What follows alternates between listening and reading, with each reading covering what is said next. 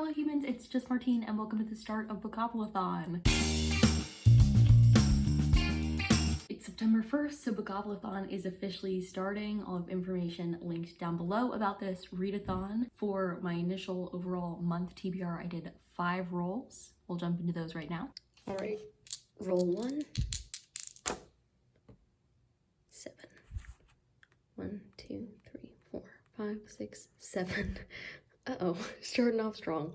A chance card, and that is Flowers for Algernon. Roll 2. 5. 1, 2, 3, 4, 5. A pole pick. Roll number 3. It's 11. 1, 2, 3, 4, 5, 6, 7, 8, 9, 10, 11. Letter.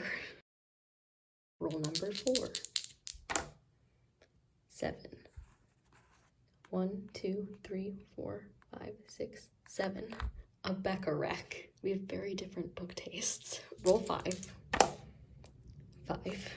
1, 2, 3, 4, 5. Winter. And then I thought it would be fun at the beginning of every vlog to do a little extra roll. So here's today's. All right, so we ended on winter. So for today's bonus roll,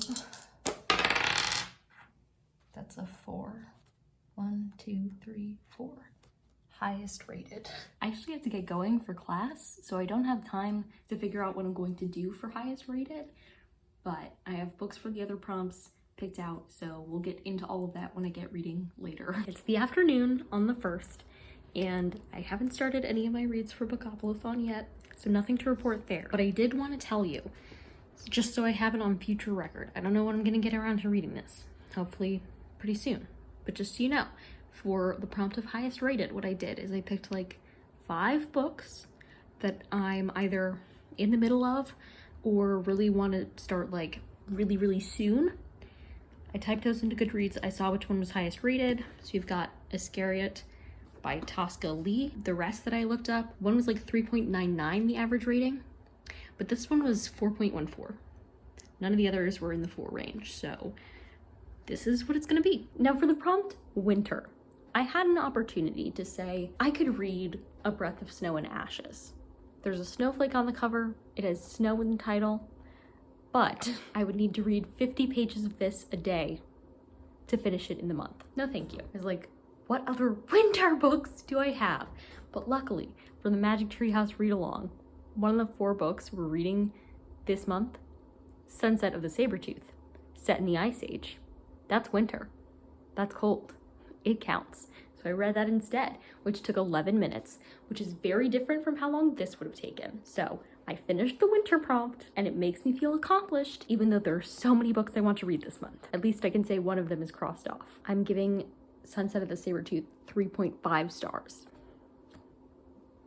And that's on that. It's nighttime, unspecified nighttime hour, maybe 6. I'm home from the gym and then dinner. So I got my movement in for the day for the 75 hard reading challenge that I'm participating in, starting today as well, I guess, for the next 75 days, so longer than Bookoplathon, but I'll tell you about it occasionally in these vlogs. So I got all 3 of my things done for that today. Read 30 minutes of an ARC, 30 minutes of a physical book, then did 30 minutes of movement. One of the books I started today for that is for Bookoplathon, and that's The Feed, which was for Pole Pick. I'm 30 minutes into this, aka 33 pages, but at the gym, I listened to my audiobook right now for the Shelf This Book Club. I'm listening to The Library at Mount Char, and I was at like 11% before I went over there today, and now I'm at 33%, so making good progress. It's just a really long book. I'm not understanding it. Like every time I'm like, I think I'm following, then the next chapter I'm like, wait, what?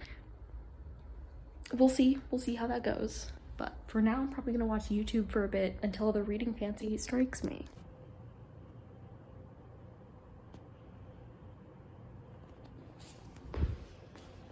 It's Friday evening, 5:30. Guess what? Last night I read a ton. None of it for Bookoplathon. This afternoon I read a ton.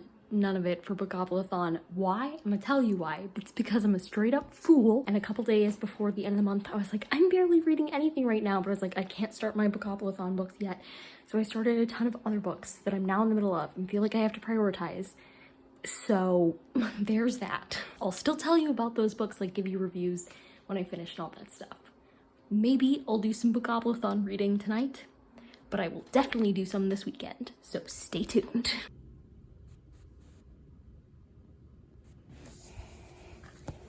Happy Saturday, it's almost 1 p.m. and I'm exporting tomorrow's video, so if my computer sounds like it's trying to launch like the Artemis 1, bear with me.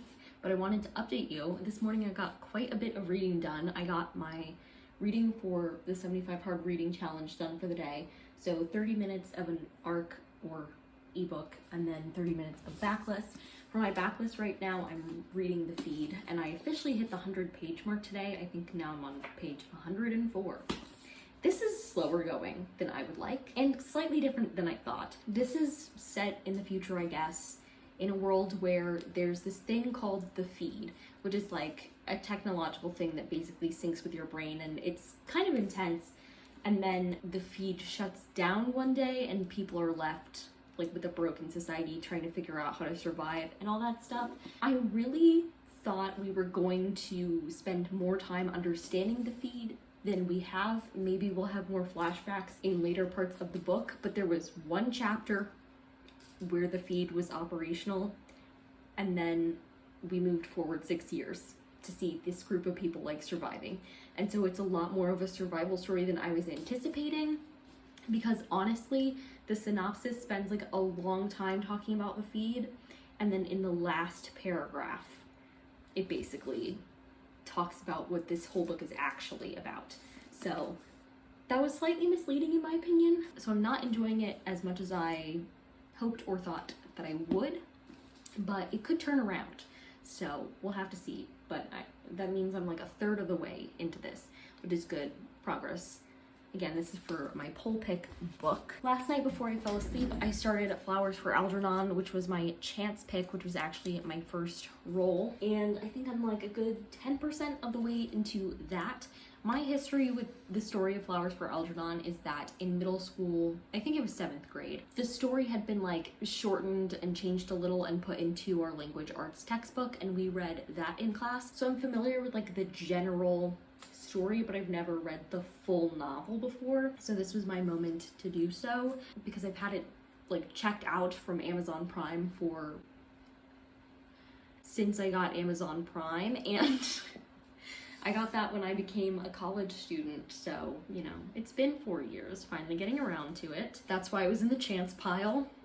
But anyway, I'm enjoying it so far.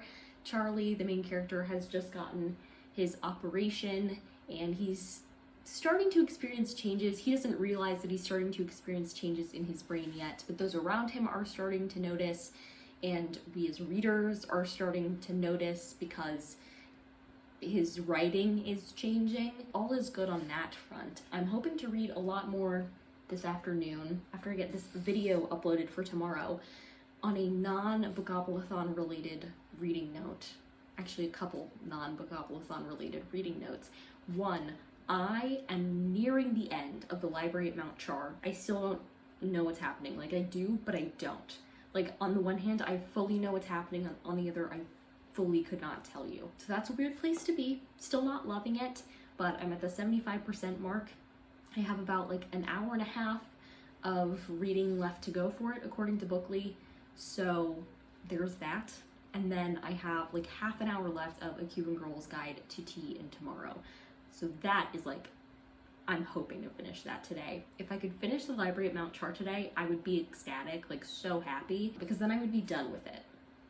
But I guess we'll have to see. It's approaching 2 p.m. and I just finished A Cuban Girl's Guide to Tea and Tomorrow, which I'm giving 3 stars. I was telling my sister about it last night. I think some of my main problems with it include that I didn't connect with the characters like as much as I wanted to. I still liked the characters, but like I didn't have that same connection to them. I felt like it was really repetitive, specifically the internal monologue bits.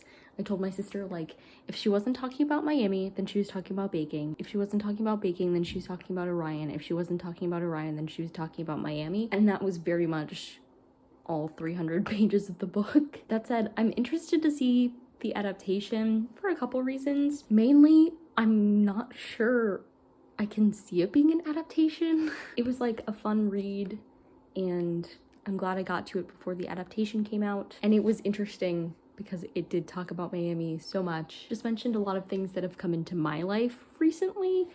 So that was very interesting. Like, the end of the first paragraph is like, I'm the farthest I've ever been from Miami. And I was like, I cannot relate to that. Onwards and upwards. It's 3 p.m. and I just finished The Library of Mount Char. I'm giving it 2 stars. I understood so very little of this. I tried my best. But it just wasn't my style. Maybe I would have liked it better, like reading it with my eyeballs. I don't know. And I feel like 2 is like maybe lower than I should go. Like maybe I should give it a 2.5. But then I'm like, no, just give it a 2 if you want to. And I want to. So I'm giving it a 2. I'm sorry. Like, it's hard because there are books I've read this year that are like objectively worse, that I'm giving this same rating or higher. Not even that I liked those books more than this. This book wasn't for me. It's hard to explain how I'm feeling right now. That's all. That's the review. Hello, it's almost 9 p.m. and I have not talked to you in a while. Shortly after I last talked to you, I read Midnight on the Moon by Mary Pope Osborne, which is, I forget the number. It's one of the Magic Treehouse books. Anyway, I gave it 4 stars. I really could not figure out if I had read it before or not. So there's that, but it was good fun on the moon, which we love. Then I watched TV for a bit, then I went to dinner, then I came back and I did something crazy. I wrote. I seriously cannot remember the last time I actually wrote for fun. Like, there have been a couple times over the last maybe half a year where I've opened one of my manuscripts and reread portions of it to try and resituate myself in the world, and then after reading part of the way through it, I'm like, yeah, I'm good for now. I'm actually not going to write. But I wrote almost 2,000 words tonight, so guess I was just feeling inspired. It's not going to last, and that's fine.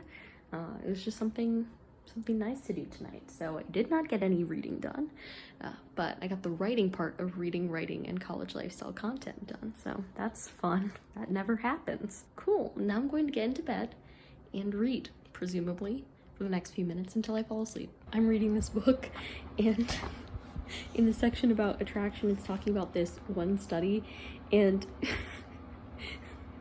the closing lines for it go. Women's choices appear to reflect the type of psychological qualities that they find attractive, such as bravery and a willingness to take on challenges, while men appear to be looking for a woman who is physically fit without appearing muscle-bound. No one, it seemed, was attracted to golfers.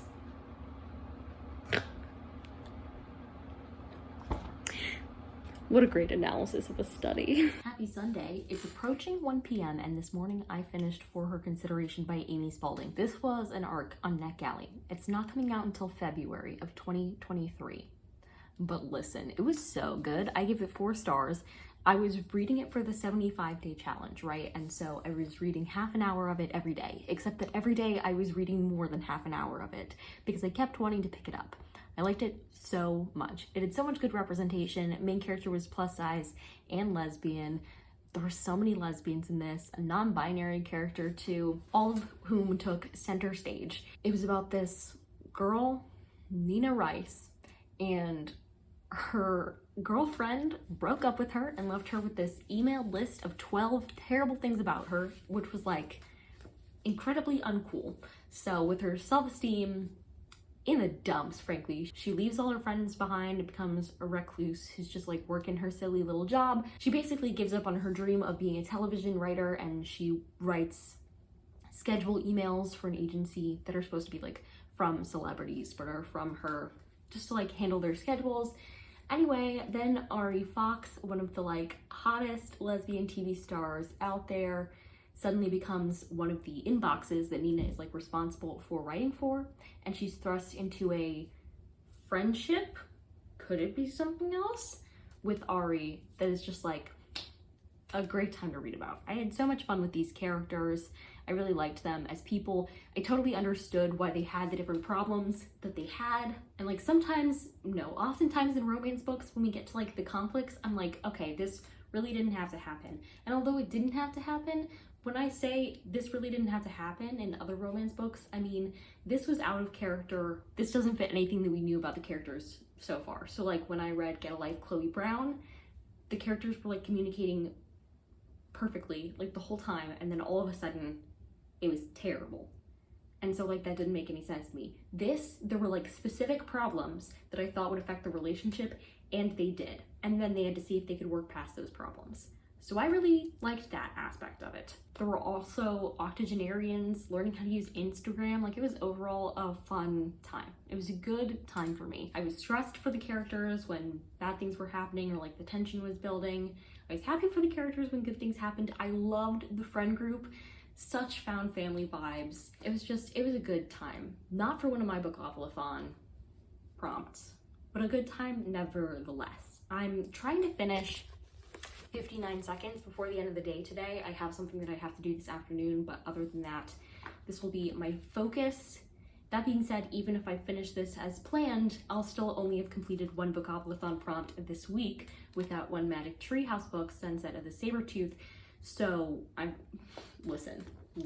I finished 6 books so far this month, and one of them has been for Bookoplathon. I'm not sure if that's like a good or a bad thing, but it is a thing. It's just past 7 p.m. and I just finished 59 seconds. I'm going to give this 3 stars. It covered lots and lots of really good studies and explained them well, but I'd heard of a lot of these things before. So that being said, copyright 2009, so probably a lot of these things are like more well known now, especially because books like this came out. So there's that. But it was still an interesting read and like a good refresher on some really good psychological studies. So still glad I read it. But I'm going to end this vlog here. If you'd like to go ahead and give it a big thumbs up and comment down below, are you participating in Bookoplathon? If so, what are some of your prompts? Are you having a good time? And subscribe for more reading, writing, and college lifestyle content. And until next time, bye humans, bye!